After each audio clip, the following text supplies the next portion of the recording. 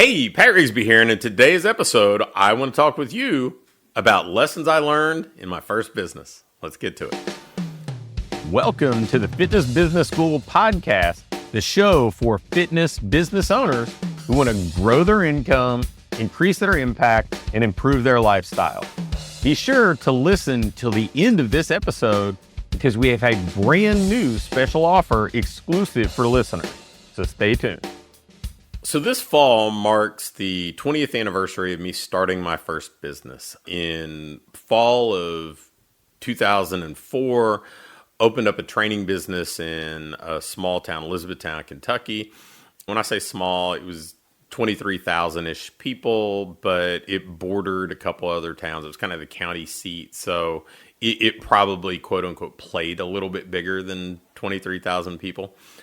And it was, and still is, a growing community. So it wasn't like the town I grew up in was probably similar size, but kind of going the other direction. Industry had been leaving and that sort of stuff. Whereas Elizabethtown at the time, and even currently 20 years later, was growing.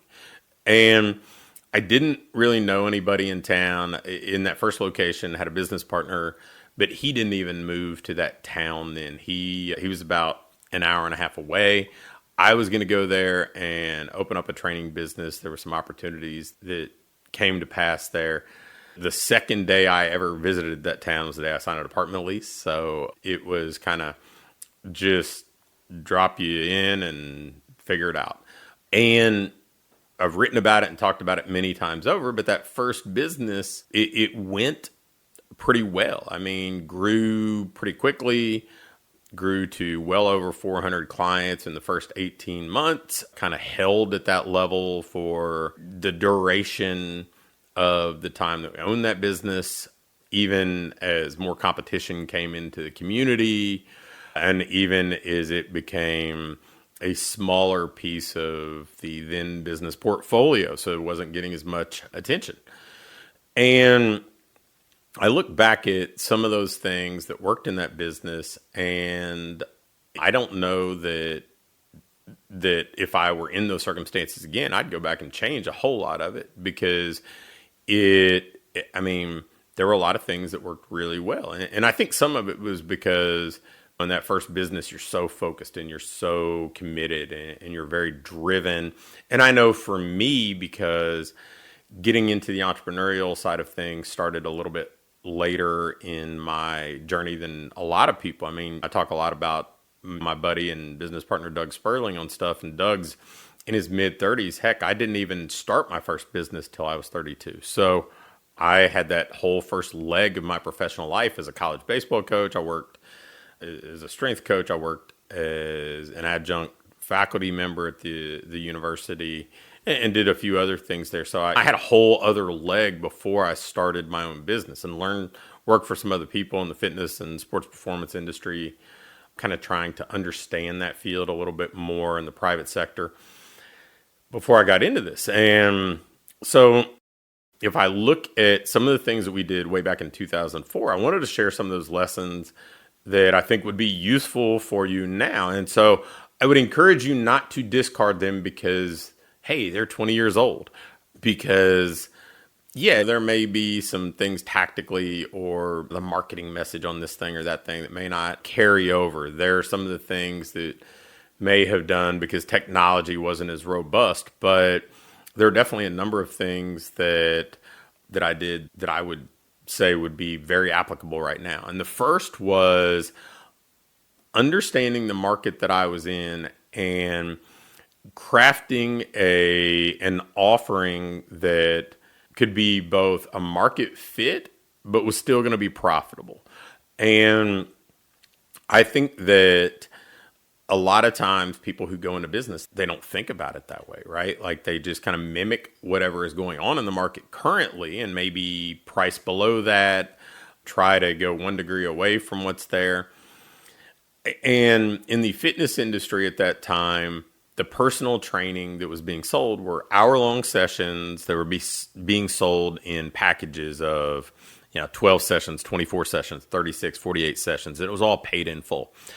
Well, the town that we were in was similar enough, a middle income town to the one that I grew up in. I understood that I'm like, man, we're just not going to get much market share selling it that way. So my logic was pretty simple. If they're willing to buy a gym membership on a subscription, recurring revenue, payment plan, however you like to think of it, and everything else in their life, their mortgage, their car payment, all of that stuff kind of functions in that kind of subscription, that monthly payment model, then we should sell training with that same format. And I thought, okay, so we're going to do that. And so the primary program that we offered at that point was a 12-month contract. The secondary was a 6-month contract, and probably only ever sold maybe 2 or 3% of the personal training sales were anything shorter than 6 months.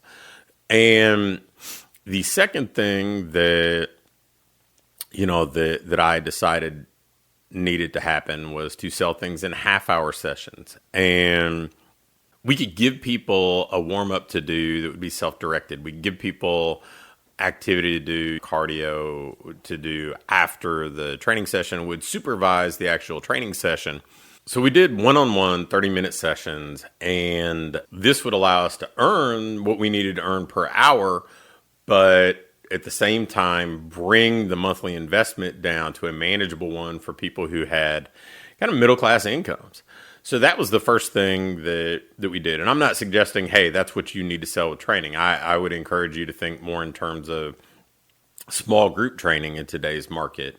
But it's more the concept of matching what you're selling to the market that you want to serve, yet still making sure that you can be profitable selling that thing. And so I think we did that pretty well, and that's a lesson that I would carry over till today. The second thing that we did that I think was really valuable at the time was there was a scoreboard. We kept score. We were driving numbers. We were driving new clients in, gross revenue collected, increases in monthly recurring revenue, tracked our retention or churn. And I had a scoreboard in the office, a big dry erase board where we kept track of these numbers. And coming from a competitive sports background, I was very driven by the scoreboard. And so we had that scoreboard. We set targets every month. You kind of reviewed this. I reviewed it on a daily basis. Are we on track or off track? And I would, in our weekly staff meeting, go over where we were relative to our monthly goals. And it wasn't a static monthly goal. I mean, there was seasonality just like there is today. And so we would adapt the goal based on the seasonality, based on the opportunities at hand, and allowed us to grow very quickly.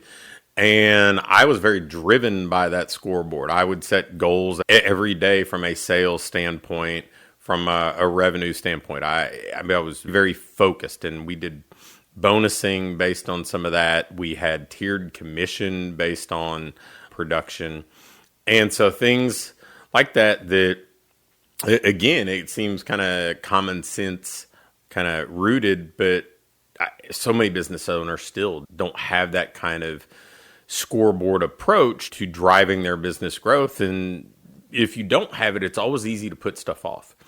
It's always easy to say, well, hey, I'll get to it tomorrow. It's okay if we don't get revenue today. I had to go ahead and handle program design today, and I'll go follow up with these leads tomorrow, or I'll go run a promotion next week. And by using the scoreboard as a driver, kept us focused on the growth and allowed to grow very quickly.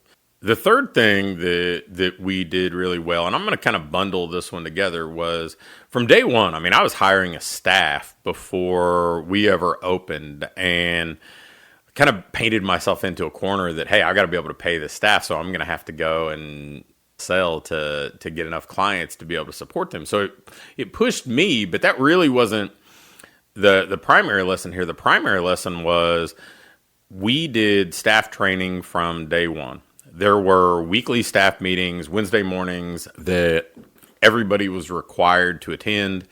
We would talk about our goals. We would talk about the things that we're working on. We would develop team members when it came to selling. We had a very structured sales training approach. We would develop team members and even do extra in-services on how we were going to coach lifts. So if somebody moved from one trainer to the next trainer. There was uniformity in our language and our coaching cues in the exercise selections that we made. And I think that was something that allowed us to both build a strong culture and to continue to grow. Our retention was good because if somebody's schedule changed, whether it was a coach or a client, it didn't totally throw everything into upheaval for that client experience. So I think that, that's something that is relatively timeless. So far what we've got, matching your offers to the market that you want to serve, yet still making sure they're profitable. We've got having a scoreboard that you are committed to using to help you shape your decision making, your priorities, and driving your growth. And then we've got staff training consistently to make sure that the vision you have for your business is being turned into tangible, practical, executable steps each and every week. And then I think the fourth thing that looking back that we did really well, that I would continue to do well, is just trying to build a holistic experience. And for the clients, I think I recognized very early on that their training didn't exist in a vacuum, right? They were there for a reason. They wanted to achieve an outcome, and training was only a part of it. And so not only did we need to get them to use the training, so we had, what we would now call client onboarding, but at the time we called it a WOW checklist for new clients, and how we wanted during their first 60 days to kind of make sure that we checked a number of boxes to choreograph the experience we wanted them to have. But we would also offer nutrition coaching, which my wife Holly ended out kind of taking the lead on, and it became a really integral part of our business. In fact, we had a wall of fame that almost without exception, all the people that had these wonderful befores and afters, these great case studies, were people who had participated in the nutrition coaching program. We had a retail business and did smoothie bar stuff, and then sold supplements, and we had a very systematic way of introducing clients to the supplements that we sold. And it was part of their experience. We'd walk them over there after sessions to rebook their next session. We had internal marketing stuff. We had monthly promotions. And so much of this was just understanding that the people that we served, because of the interests they had, because of the outcomes they wanted, they were going to do some sort of modification for their nutrition. So why not go through us? Why not make this a win where we could be the people to guide them and be compensated for it? In fact, I'm always kind of mystified a little bit when business owners don't integrate that into what they do, because that's what we're being judged on, right? If somebody comes to us and says they want to lose weight, well, nutrition is going to play a part in it. So why aren't we taking a little bit more control of that facet of their journey, so we have a higher probability of delivering the outcome somebody wants that they are judging us by in the first place? People are going to take supplements. I mean, the people who train would do surveys and things like that, and they were taking supplements. But are they going to Costco to buy them? Are they going to Walgreens to buy them? Well, we can certainly, if we're the ones selling them, then we can vet the quality. We can introduce them to the things that we believe in. And so we integrated so many other facets of this through, like, it wasn't just, hey, this is, you come in and there's this transactional experience. It was very much transformational. We wanted to help people get to where they wanted to go. And so we tried to take as much of that journey onto our plate and choreograph as much of it and fill in the gaps as best as we could. And I think that's stuff that I have held on to and tried to do in every business that I've had. I think that when somebody comes to me for business coaching or marketing guidance or something, they don't want business coaching. They don't want marketing guidance. They want the outcomes those things produce. So if there are other ways that I can help route them to those outcomes, then I want to do that. So a few things that I think really helped that first business thrive and grow to over 400 clients pretty quickly in a town that there probably were 30 people using a trainer at the point that we opened up in fall of 2004, and then carried those lessons over when opened up one of the first Anytime Fitnesses in the United States and built a training business, kind of a business within a business in that facility in another community. It was just a shade bigger and had a really good operation there. Set some records with Anytime Fitness at the time as far as growth, and as it was a young franchise, and ended out getting to a point where we had about 1,200 members and about 300 training clients in that market. And so I think these kind of lessons are relatively timeless. I mean, are there things that I would have done differently? Man, it would take 10 podcast episodes for me to run through all that. Are there things that have become dated, the marketing approaches or tactics? Sure. I mean, that's the stuff that continues to evolve. But these lessons, I think, are relatively timeless, and they help me.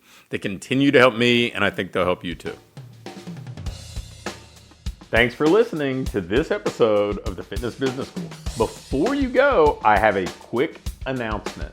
One of the things that we've been doing with our current clients is taking them through this ideal business diagnostic. And really what it is this checklist that allows you to pinpoint exactly what your business needs next so you can keep improving, keep growing, and build a business that you love to own. One that pays you well, one that allows you to have the impact you want to have, and one that allows you to have a lifestyle that you truly enjoy.